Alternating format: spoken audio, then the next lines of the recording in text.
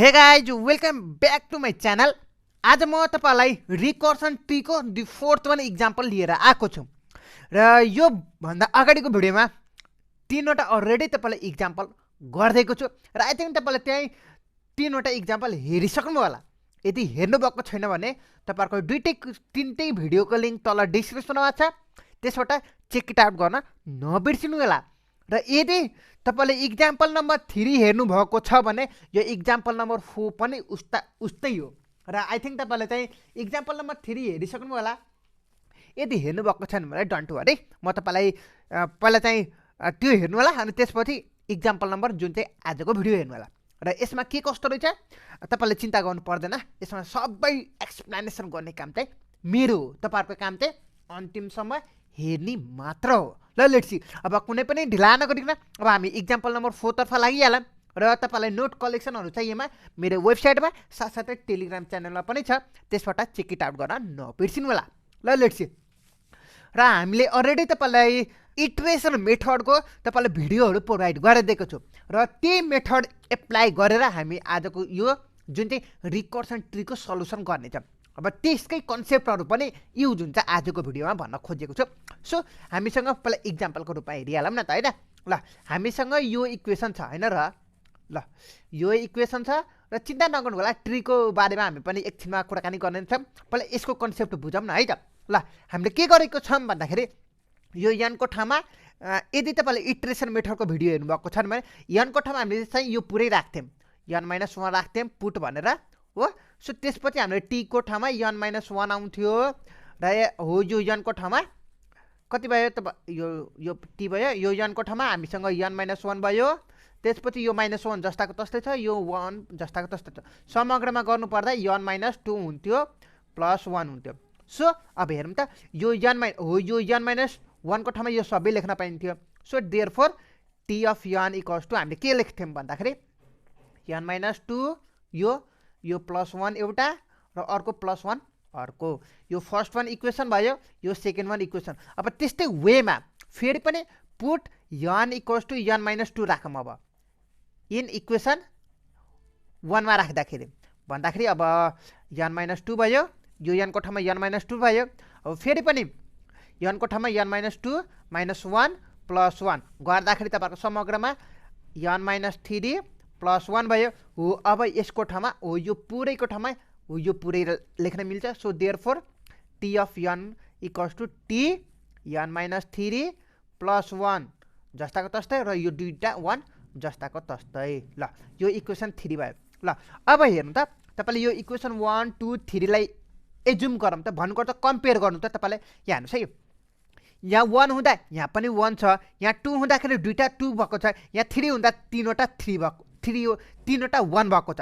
यदि तपाईहरुको चाहिँ फोर्थ इक्वेसनमा हो यस्तो हुन जान्छ, यदि यहाँ चाहिँ 4 भयो भने तपाईहरुको 4वटा 1 भयो। यदि तपाईहरुले पनि आफैले पनि गर्न सक्नुहुन्छ, यो फोर्थ वान इक्वेसनको भयो। सो अब हामीले कम्पेयर गरौँ त यो चारवटै, पहिला हामीले यो तीनवटा इक्वेसनसँग कम्पेयर गर्दाखेरि हामीले के थाहा पायौं भन्दाखेरि यो n को भ्यालु हो यो पछाडीको भ्यालु बढ्दै गयो भने तपाईहरुको 1 को भ्यालु पनि बढ्दै गएको छ। हेर्नु त यो इक्वेसन 1 मा यहाँ 1 छ भने यहाँ पनि 1 छ, एउटा 1 छ भन्न खोजेको छु। यहाँ 2 छ भने दुईटा 1 छ, यहाँ चाहिँ 3 छ भने तीनवटा 1 छ र यहाँ 4 भयो भने चारवटा 1 हुन्छ। सो देयरफोर हामीले एउटा प्याटर्नमा आइसकेको छौं। सो के प्याटर्नमा भन्दाखेरि n माइनस यो के को भ्यालु बढ्यो, के को भ्यालु इन्क्रिज हुँदै गएको छ नि त। अगाडि n चाहिँ कन्स्टेन्ट नै छ हेर्न सक्नुहुन्छ र पछाडीको भ्यालु इन्क्रिज हुँदै गएको छ। सुरुमा 1, त्यसपछि 2, त्यसपछि 3, त्यसपछि 4 हो, त्यस्तै प्याटर्नमा गएको छ नि त। र यहाँ चाहिँ 1 n माइनस के को भयो, अब यहाँ चाहिँ तपाईहरुको के 1 चाहिँ जतिवटा पनि हुन सक्छ नि त, हैन र? +1 यहाँ चाहिँ k टाइम्स भयो हो। ल यो एउटा प्याटर्नमा निस्किसकेको छ। अब यसलाई ट्रीमा रिप्रेजेन्ट गर्ने। ल लेट्स सी, अब कसरी ट्रीमा रिप्रेजेन्ट गर्ने त। ल लेट्स सी है त। सुरुमा हामीसँग कति छ 1 छ, ल यो 1 भयो। त्यसपछि दोस्रो भागमा अब सेकेन्ड वानको, अब यो फर्स्ट वान इक्वेसनमा हेरौँ, 1 सँग हामीसँग के छ यो पुरै टाँसेको छ। सो 1 सँग हामीसँग के टाँसेको छ भन्दाखेरि t n-1 टाँसेको छ हो। फर्स्ट वान इक्वेसनको पालो आयो। अब सेकेन्ड वान इक्वेसनको पालोमा हेरौँ न त, हामीसँग के छ 1 सँग अर्को 1 टाँसेको छ र n-2 टाँसेको छ 1 सँग अर्को 1 टाँसिएको छ, फेरि अर्को 1, हेर्नु त यो 1 सँग 1 त टाँसिएको छ, यो यसको काम सकिएको हो। अब हाम्रोसँग के त n minus t n minus 2 टाँसिएको छ। यो चाहिँ तपाईहरुको फिगर 1 भयो, यो चाहिँ तपाईहरुको फिगर 2 अथवा तपाईहरुको इक्वेसन 2 भन्न सक्नुहुन्छ, यो चाहिँ फिगर 3 भयो अथवा इक्वेसन सेकेन्ड भन्न सक्नुहुन्छ। र इक्वेसन थर्ड को लागि के हुन जान्छ त भन्दाखेरि 3 वटा 1 र n माइनस 3, एउटा दुईटा र यो चाहिँ तपाईहरुको 3 वटा हो। त्यसपछि कति छ n माइनस 3 हो। ल यो चाहिँ तपाईहरुको फिगर नम्बर 4 मा। ल हेर्नु त यो फर्स्ट इक्वेसनको लागि यो प्याटर्नमा भयो, सेकेन्ड इक्वेसनको लागि यो प्याटर्नमा भयो, थर्ड इक्वेसनको लागि यो प्याटर्नमा भयो। सो त्यसको कारणले गर्दाखेरि मैले इटरेसन मेथड सुरुमा यो सिकाएको र आई थिंक तपाईले इटरेसन मेथडको भिडियो हेरिसक्नु होला। यदि हेर्नु भएको छ भने त्यो पनि भिडियो चेक इट आउट गर्नु होला है त। ल अब हामीले चाहिँ के थाहा पायौं भन्दाखेरि ल यसमा त अब डट डट जति पनि जान हुन सक्छ नि त 1 1 1 तपाईहरुको जति पनि 1 हुन सक्छ नि त। सो हामीले लास्टमा एउटा प्याटर्न निकालेको छौं हो। यो प्याटर्नमा हेर्नु त एउटा 1 यो पछाडीको भ्यालु मात्र इन्क्रिज हुँदै गएको छ नि त। सो n माइनस k को भयो हो।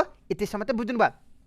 ल अब यसको टोटल कस्ट भन्नुपर्छ सब भइ के हो, जस्तै कि हो यहाँ हेर्नु न इक्वेसन 1 मा हेर्नुहुन्छ भने तपाईहरुको एउटा 1 छ, इक्वेसन 2 मा हेर्नुहुन्छ भने तपाईहरुको दुईटा 1 भयो, इक्वेसन 3 मा हेर्नुहुन्छ भने तपाईहरुको 3 वटा 1 छ, इक्वेसन 4 मा हेर्नुहुन्छ भने तपाईहरुको 4 वटा 1 छ। त्यस्तै वेमा हो यहाँ नि है त। यसको टोटल कस्ट 1 भयो, यसको टोटल कस्ट 1, यसको पनि टोटल भन्नुपर्छ सम के हो, यसको पनि 1 हो, यसको टोटल 1, सबैको त 1 नै त छ नि हैन। हरेक स्टेपमा तपाईहरुको इच टोटल कस्ट चाहिँ तपाईहरुको 1 आएको छ। सो हामी लास्टमा हो यो प्याटर्न युज गर्छौं भन्दै गर्दा हो यिनीहरुको प्याटर्न युज गर्छौं है त। ल लेट्स सी टोटल कस्ट भनेर टोटल कस्ट इक्वल टु हामीले कति 1 1 1 यो प्याटर्नमा हो, यो यहाँ निर लेखेको छ नि त 1, यसको पनि 1, यसको पनि 1, यसको पनि 1। अब कति सम्म छ जति पनि हुन सक्छ नि त। लास्टमा यो प्याटर्न निस्केको छ नि त हैन। सो अब यसमा कम्पेयर गरौँ त सबै त वी हो। सो हामीले यो इक्वेसन लिदा पनि हुन्छ, तपाईले यो पनि लिदा पनि हुन्छ, नो प्रब्लम। टोटल कस्ट भनेपछि 1 1 1 1। ल हेर्नुस् है त 1 1 1 1। अब कतिसम्म त भन्दाखेरि जति पनि हुन्छ। सो यहाँ चाहिँ k टाइम्स भयो, k टाइम्स प्लस तपाईहरुको t n माइनस k भयो हो, यो लेखेको छ। लास्टमा यो भयो र यो चाहिँ तपाईहरुको कतिसम्म त हो, यो 1 चाहिँ कतिसम्म जाने त भन्दाखेरि k टाइम्स k ले इन्क्रिज भएको छ नि त हो, यो k को भ्यालु रे इन्क्रिज भएको छ नि त। सो फर दैट हामीले k टाइम्स लेखेको छ, यो चाहिँ कन्फ्युज नहुनु होला। ल अब यो भइसकेपछि हामीसँग अलरेडी एउटा फर्मुला थाहा छ तपाईलाई पनि। अब यसको हेर्नुहुन्छ भने हो यो अगाडिको जुन चाहिँ 1 + 1 + 1 k टाइम्स भनेपछि तपाईहरुको k * 1 भयो हो। ल अब यसको ठाउँमा n माइनस k को ठाउँमा मैले 1 सपोज गरे भने देयरफोर k को भ्यालु चाहिँ तपाईहरुको n हुन्छ। सो हो यो k को ठाउँमा मैले n लेख्न पाउँछु, अब यसको ठाउँमा हो यो पुरैको ठाउँमा हामीले कति लेखेको छ 1। अब यसको ठाउँमा पुरै हामीले चाहिँ क्वेशनमा हामीसँग 1 दिएको छ। सो 1 भयो हो। ल अब हामीले चाहिँ माइनस यता जाँदा सरी है यो चाहिँ अलि मिस्टेक भएछ, माइनस यता जाँदाखेरि प्लस भयो, प्लस र यो माइनस प्लस यता जाँदाखेरि माइनस भयो। सो n माइनस 1 हुन्छ है त इक्वल टु k को ठाउँमा n माइनस 1 हुन्छ है त। सो k को ठाउँमा n माइनस 1 भयो। अब यो 1 चाहिँ जस्ताको तस्तो बन्नुपर्छ हो। यसको ठाउँमा क्वेशनमा को आएको छ 1। सो क्याल्कुलेसन गर्नुहुन्छ भने तपाईहरुको अल टुगेदर n नै आउँछ हो। र यसलाई नोटेसनमा लेख्नुहुन्छ भने तपाईहरुको बिग अफ n आयो। ल यति नै रहेको तपाईहरुको एन्सर। मेन चाहिँ तपाईहरुको हो यो डायग्राम बुझ्नु भयो भने तपाईहरुको अरु चाहिँ केही पनि गर्नु पर्दैन। मेन चाहिँ तपाईहरुको हो यो ट्री बुझ्नु पर्यो, बुझ्नु भयो नि। ल यो ट्री बुझिसकेपछि काम सकिन्छ। र हामीले चाहिँ मेन चाहिँ तपाईहरुको हो यहाँ निर बुझ्नु पर्ने हुन्छ। यो बुझ्नु भन्दा अगाडि तपाईले यो ट्री बुझ्नु पर्ने हुन्छ र ट्री बुझ्नु भन्दा अगाडि तपाईले हो यो कन्सेप्ट बुझ्नु पर्ने हुन्छ, जुन चाहिँ तपाईहरुको इटरेसन मेथडको कन्सेप्ट रहेको छ है त। ल यसरी रहेको छ जुन चाहिँ इक्जाम्पल नम्बर 4। र हामी चाहिँ अब नेक्स्ट भिडियोमा म तपाईलाई पास्ट इयरको क्वेशनको सोलुसन लिएर आउने नै छु। सो फर दैट च्यानललाई सब्स्क्राइब गर्नुभएको छैन भने च्यानललाई सब्स्क्राइब गर्नु होला र नोटिफिकेसन अन चाहिँ गर्न नबिर्सिनु होला।